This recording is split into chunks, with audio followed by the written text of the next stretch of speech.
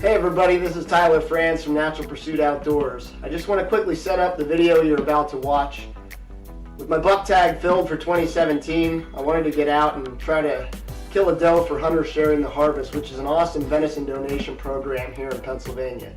But as I quickly found out, it was going to be one of those hunts where everything that seemed that could go wrong went wrong.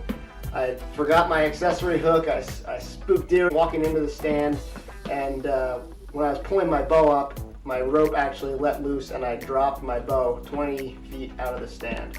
But I climbed down, assessed the bow, nothing was broken fortunately, and I finally got back up and settled into the stand, hoping for a miracle to get a shot at a deer this night. And anytime in late October can be, surprises happen, and within a few minutes I had deer trickling in my way.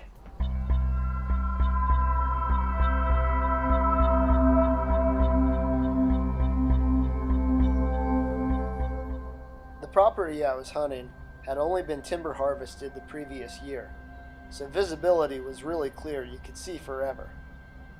Though I believe these are the same deer I bumped on the way into the stand, the Lowe's Fatal Attraction Curiosity scent I put out really drew them right back in. This young basket rack buck decided he was top dog and started to exhibit some pre-rut behavior, pushing the antlerless deer around. It actually worked in my favor because it pulled them down even closer off the ridge. They continued to close the distance, but it quickly became evident they weren't coming much closer than the distance at which they already were. I kept ranging and ranging over and over again to see where these deer were, and when this doe stopped at 60 yards, I felt comfortable because it was a wide open shot. While I had never shot at a live deer this far, I felt confident because it was a shot that I had practiced several times over throughout my summer shooting sessions. I drew back, aimed, and let it fly. A direct hit.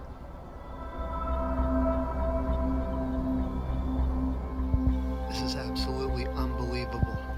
Crazy night, whirlwind of an evening sit here, Lebanon County, Pennsylvania, late October. I already have my buck tag filled, so I was out trying to shoot a doe to donate to Hunters Sharing the Harvest, which is an awesome venison donation program to feed the needy here in central Pennsylvania. And over my left shoulder, just about even with the black part right there, the tip of my bow limb behind me over my left shoulder, you can see a glowing arrow. I just shot through a doe at 60 yards. I've never shot at a deer that far. I don't recommend it. I mean, it's crazy. The only reason I shot that far is because I know it's a wide open shot. It's right down a logging trail, and I've practiced that shot dozens, if not hundreds of times this summer. I shoot 60 yards all the time in my yard, and she came in. She was bumped around by a young buck, and I put it on her and squeezed it off, and I think I caught liver, just flicking her tail a little bit. She walked over the rise here, so I'm going to give her some time this evening and then check up this shot. But this deer's definitely going to need some time, but I think I just put one through her at 60 yards. That's insane. I can't even believe it. But we'll give it some time and we'll see what happens. After I climbed down out of the stand and checked my arrow, it was confirmed that I had a liver shot. It's better in those situations not to push the deer, but to let them take the time that they need to expire. They likely will expire overnight as long as they're not pushed, and you can recover them in the morning. So that's what I did. I backed out of there.